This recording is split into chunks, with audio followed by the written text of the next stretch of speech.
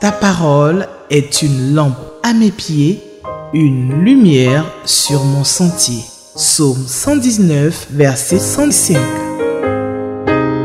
La méditation.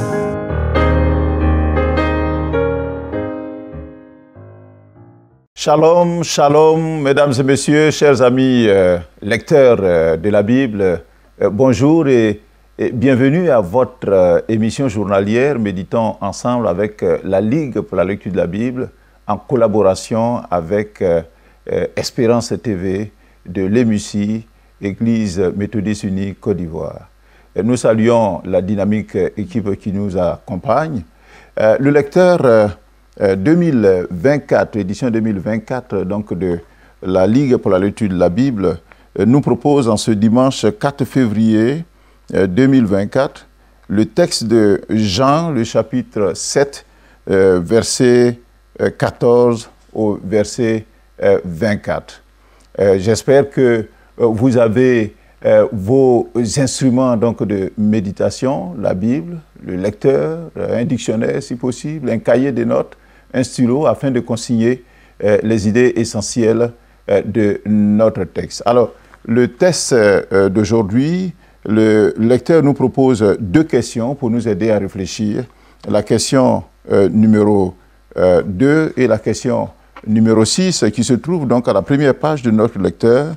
La question numéro 2, est-ce que ce passage m'apprend quelque chose sur Dieu le Père, Dieu le Fils et Dieu le Saint-Esprit? Et puis la question numéro 6, y a-t-il un avertissement? Avant de lire notre Bible, il est recommandé de nous abaisser devant le Seigneur et puis lui demander de nous instruire, nous enseigner. Alors si vous le voulez bien, chers téléspectateurs, nous allons prier. Seigneur, nous voulons te remercier pour cette grâce que tu nous donnes ce matin, pour cette journée dominicale, de nous retrouver à tes pieds. Enseigne-nous ta parole, ouvre nos yeux et prépare-nous, Seigneur, afin que cette parole puisse demeurer dans nos cœurs. Au nom de Jésus-Christ, Amen. Alors, avant de lire notre texte, peut-être besoin est de vous donner le contexte. Nous avons appris à l'occasion de nos lectures des premières semaines de cette année 2024, notamment dans Jean le chapitre 5, que Jésus est monté à Jérusalem, en Judée, à l'occasion d'une fête juive. Là, à la piscine de Bethesda, Jésus a guéri un homme qui était malade depuis 38 ans. Alors, parce que cette guérison miraculeuse est intervenue le jour du sabbat, c'est-à-dire un samedi, et que Jésus appelait Dieu son propre Père, c'est-à-dire il appelle Dieu, Jésus dit que Dieu est son propre Père, se faisant lui-même égal à Dieu, et nous avons lu ça dans Jean le chapitre 5, verset 18. Alors les Juifs ont résolu, à cause de cela, il a guéri quelqu'un et il appelle Dieu son Père, ils ont résolu de faire mourir Jésus. Alors prudent, car il a eu une mission à accomplir qui n'est pas totalement accomplie. Jésus va quitter donc la Judée qui est au sud donc de ce territoire pour aller dans le nord, en Galilée, et dans le même pays bien sûr. Dans les villes autour du lac de Galilée, qu'on appelle aussi le lac de Génézareth, il va enseigner les foules. C'est ce qu'il sait faire et c'est pour ça qu'il est venu enseigner la parole de Dieu. Et en enseignant, il va faire bien d'autres miracles. Jean le chapitre 6, quand on lit ce texte, on voit que Jésus va multiplier 5 pains d'orge et 2 poissons d'un jeune garçon qui était là. Et à partir donc de ces 5 pains d'orge et de ces 2 poissons, il va nourrir jusqu'à 5000 hommes qui étaient venus l'écouter et qui avaient faim. Et le même texte nous dit qu'après cela, Jésus va marcher sur l'eau. C'est-à-dire il va traverser la mer de Galilée, qu'on appelle aussi le lac de Tibériade, et qui était d'ailleurs agité Jésus va marcher sur l'eau et il va traverser cette mer-là. Alors, notre texte d'hier nous a rapporté que les frères de Jésus, qui ne croyaient pas en lui, supportent difficilement que Jésus enfouisse, je dis ça entre guillemets, enfouisse donc son talent dans un coin perdu donc de la Galilée. Ils veulent lui offrir un public donc plus large. Ils en ont assez de souffrir des accusations et des calomnies qui pèsent donc sur leurs frères et donc sur leur famille. Ils aimeraient que Jésus donc puisse démontrer qu'il est le Fils de Dieu et qu'il fasse rejaillir donc sa gloire sur eux. Alors, par dépit ou par jalousie, ces derniers, donc ses frères, suggèrent ironiquement à Jésus de se rendre donc à la fête des tabernacles célébrée chaque année à Jérusalem. Et cette fête-là dure une semaine. Mais il lui suggère ça au mépris de la menace de mort qui pèse sur leurs frères, c'est-à-dire sur Jésus. Jésus discerne dans les prétentions donc, de ses frères une intention qui est pratiquement analogue à celle que Pierre lui fit en disant qu'il ne doit pas souffrir, de s'écarter donc de la voie de la souffrance. Et Pierre lui disait non, à Dieu ne plaise, tu ne peux pas mourir, tu ne peux pas souffrir. Alors, en respect de la tradition, parce que notre Seigneur, il est respectueux de la tradition, Jésus montera à Jérusalem, mais autrement que ses frères ne l'espèrent. Il laisse ces derniers prendre le devant et refuse de faire route donc avec eux. Car Jésus, il refuse d'attirer l'attention des gens sur lui. Connaissant les troubles politiques et religieux qu'il occasionnerait s'il le faisait ainsi, il va à la fête, non publiquement, mais comme vraiment en secret. Non pour y chercher l'admiration, comme ses frères donc, lui suggéraient, mais pour être même haï donc, de tous. Car les Juifs le cherchaient et disaient, où est-il? Où est-il? Parce qu'ils veulent en finir avec lui. Donc voici le contexte de ce que nous avons à lire aujourd'hui. Alors nous prenons nos Bibles dans Jean, le chapitre 7, à partir du verset 14. Je fais la lecture avec vous, chers téléspectateurs. Vers le milieu de la fête, Jésus monta au temple et il enseignait. Les Juifs s'étonnaient, disant, « Comment connaît-il les Écritures, lui qui n'a point étudié ?» Verset 16. Jésus leur répondit, « Ma doctrine n'est pas de moi, mais de celui qui m'a envoyé. Si quelqu'un veut faire sa volonté, c'est-à-dire la volonté de Dieu, il connaîtra si ma doctrine est de Dieu ou si je parle de mon chef. » Verset 18. Celui qui parle de son chef cherche sa propre gloire, mais celui qui cherche la gloire de celui qui l'a envoyé, celui-là est vrai. Et il n'y a point d'injustice en lui. Verset 19. Moïse ne vous a-t-il pas donné la loi? Et nul de vous n'observe la loi. Pourquoi cherchez-vous à me faire mourir? La foule répondit, tu as un démon. Qui est-ce qui cherche à te faire mourir? Verset 21. Jésus leur répondit, j'ai fait une œuvre et vous en êtes tous étonnés. Moïse vous a donné la circoncision, non qu'elle vienne de Moïse, car elle vient des patriarches. Et vous circoncisez un homme le jour du sabbat. Verset 23. Si un homme reçoit la circoncision le jour du sabbat, afin que la loi de Moïse ne soit pas violée, pourquoi vous irritez-vous contre moi de ce que j'ai guéri un homme tout entier le jour du sabbat? Verset 24. Ne jugez pas selon l'apparence, mais jugez selon la justice. Amen. Alors, qu'est-ce que ce passage m'apprend sur Dieu le Père, Dieu le Fils ou Dieu le Saint-Esprit. S'il y a un titre à donner à ce texte, le lecteur a donné le titre suivant. Je cherche donc ma page et c'est ce qui est intéressant quand on médite avec donc le lecteur. On prend le temps donc de rechercher. Alors, le titre que le lecteur a donné, c'est « Jésus se rend présent malgré les menaces et les incompréhensions ». Moi, j'ai donné un autre titre aussi qui traduit aussi ce que nous avons lu, « Origine de la doctrine de Jésus ».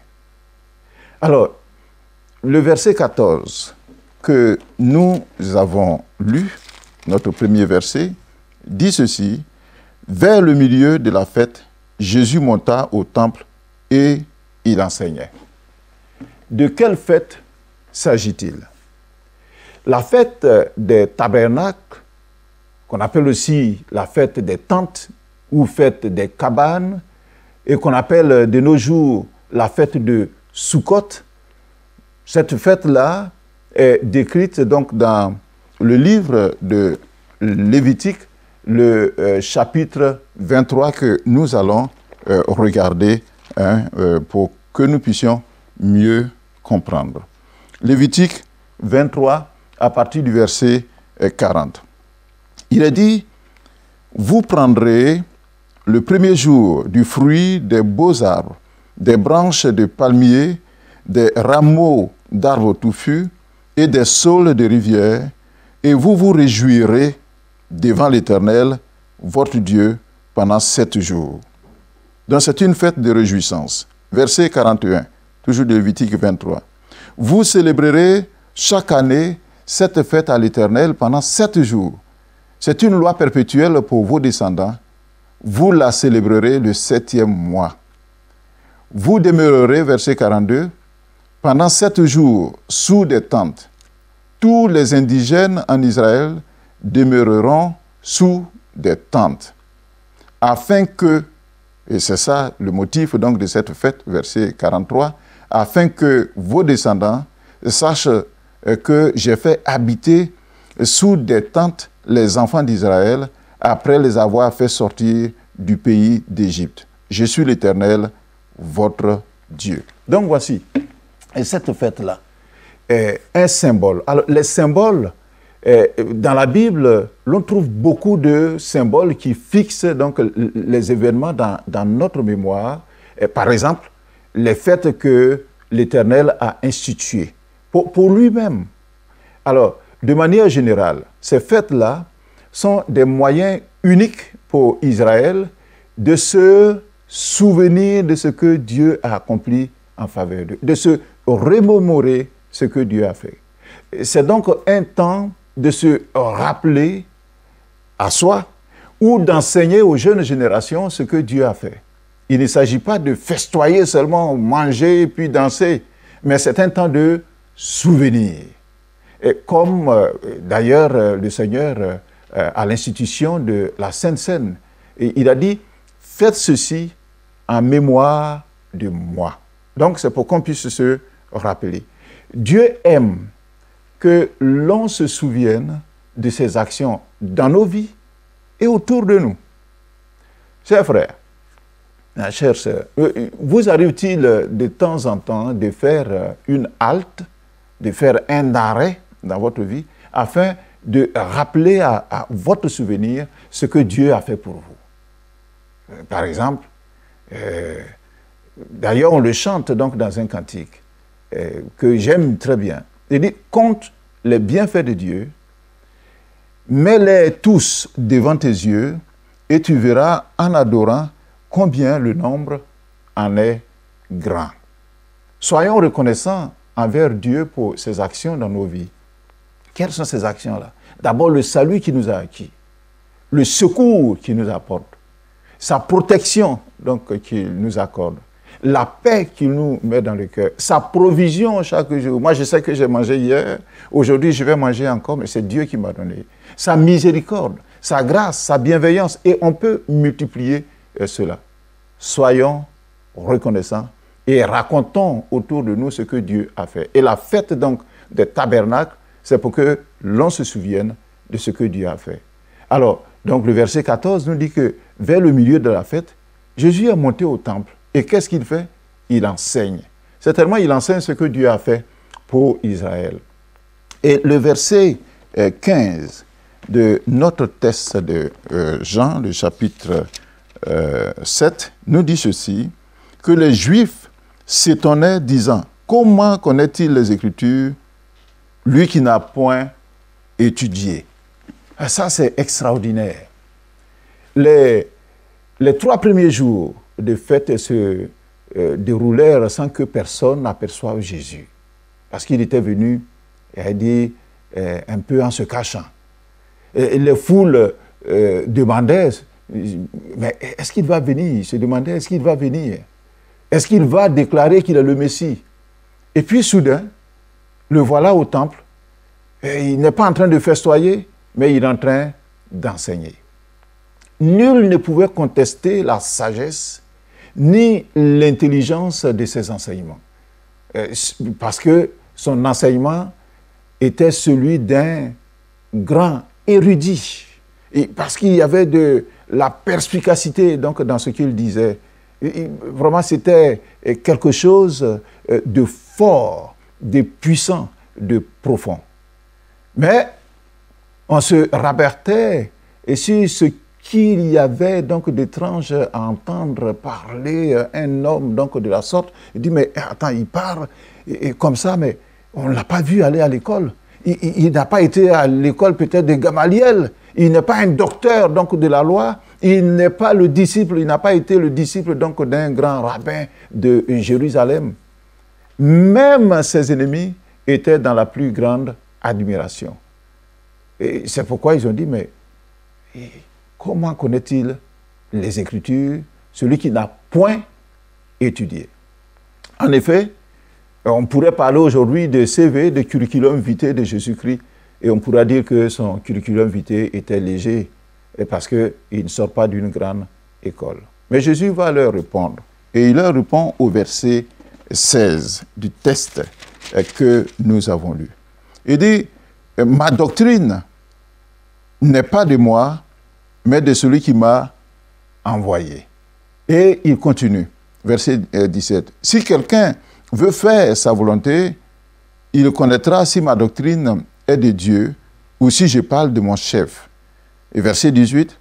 Celui qui parle de son chef cherche sa propre gloire. Mais celui qui cherche la gloire de celui qui l'a envoyé, celui-là est vrai et il n'y a point d'injustice en lui. Une fois encore, remarquons l'attitude vraiment admirable du Seigneur qui refusait de s'attribuer le moindre mérite, mais il cherchait seulement à glorifier son Père.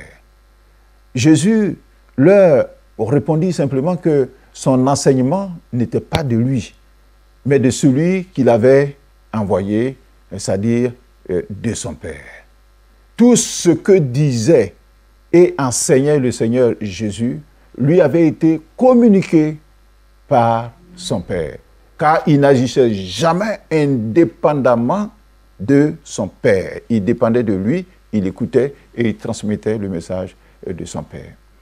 Quiconque voudra faire la volonté de Dieu reconnaîtra que Jésus ne parle pas de son chef.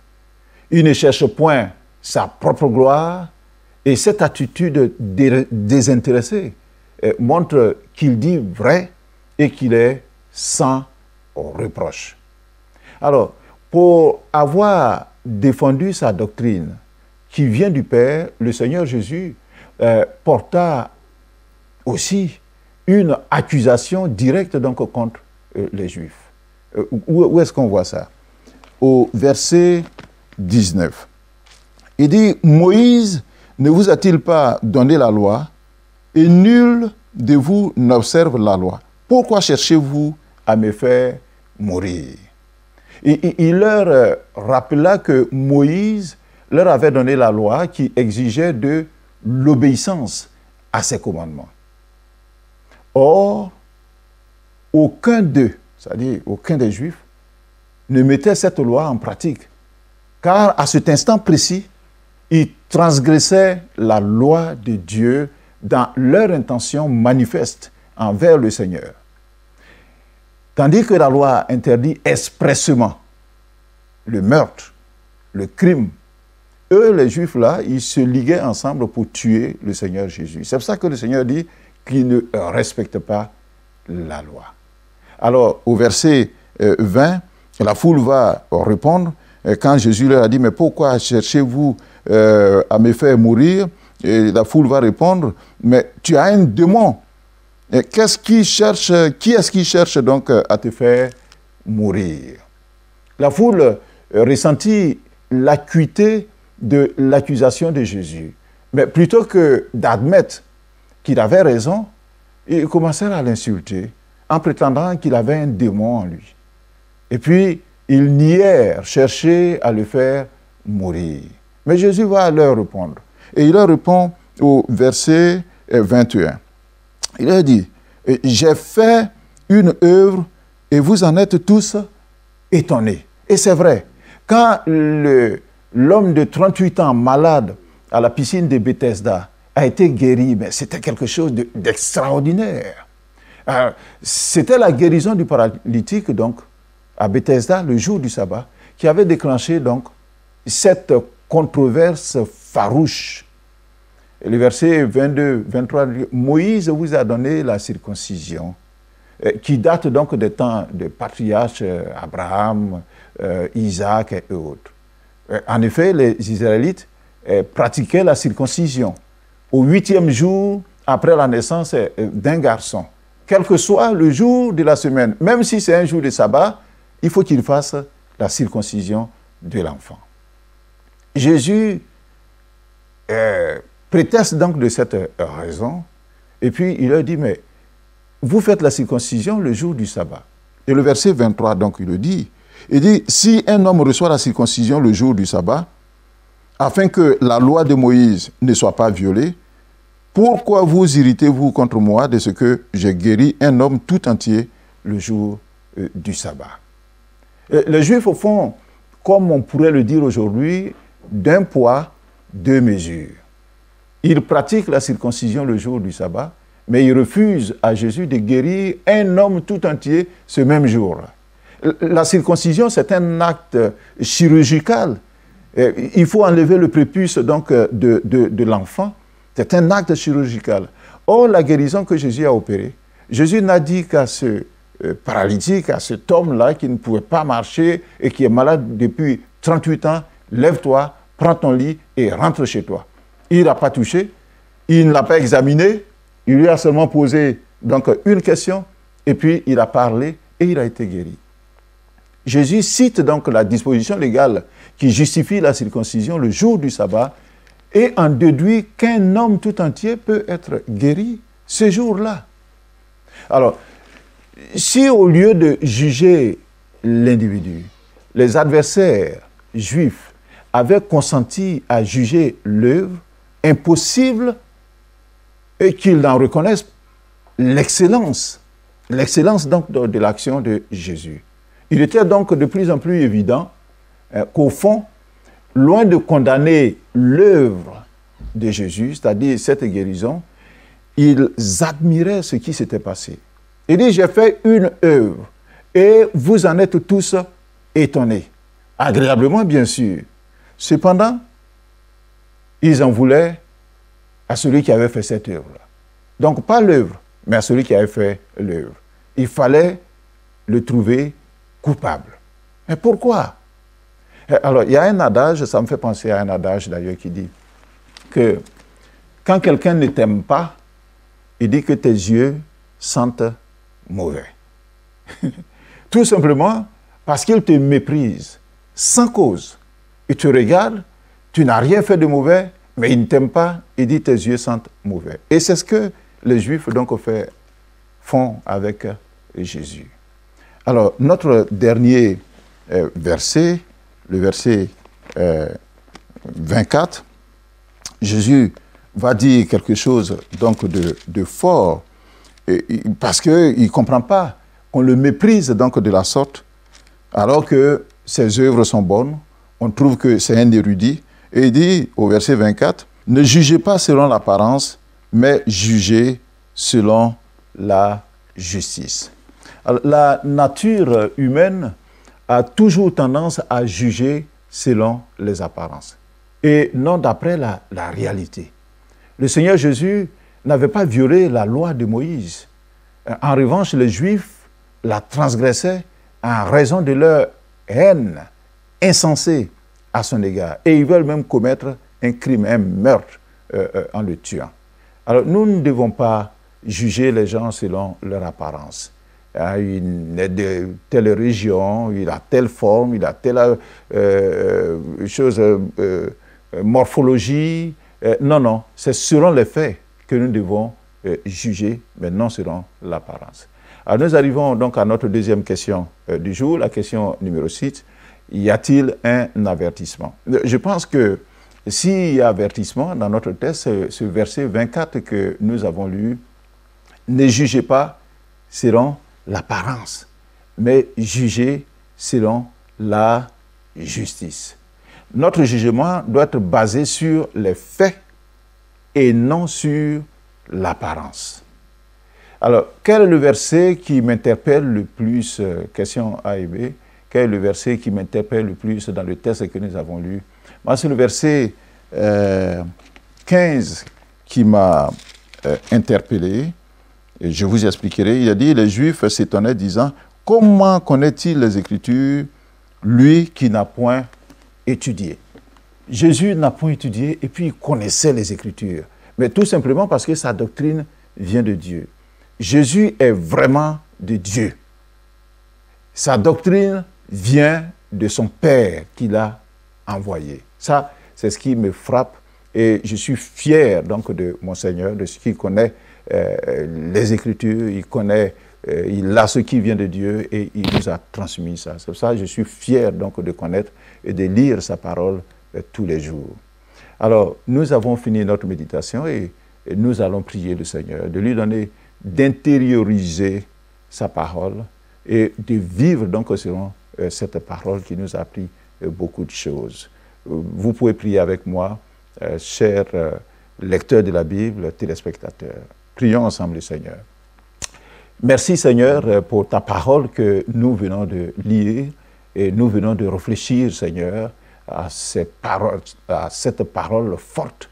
Je veux me souvenir Seigneur de ce que tu as fait pour moi et de ce que tu as fait autour de moi, me rappeler à mon souvenir que tu es le Dieu qui est toujours avec moi et qui fait des merveilles dans ma vie. Je t'admire pour ta sagesse et pour ton enseignement et parce que cet enseignement-là vient du Père. Aide-moi, Seigneur, à ne pas juger les autres selon leur apparence, mais à juger selon la justice et selon ta justice. Merci pour cette journée dans le précieux nom de Jésus-Christ, notre Seigneur. Amen. Le commentaire du lecteur se trouve à la page 21. Que le Seigneur vous bénisse. À demain pour une autre méditation. Amen. Ta parole est une lampe à mes pieds, une lumière sur mon sentier. Psaume 119, verset 105. La méditation.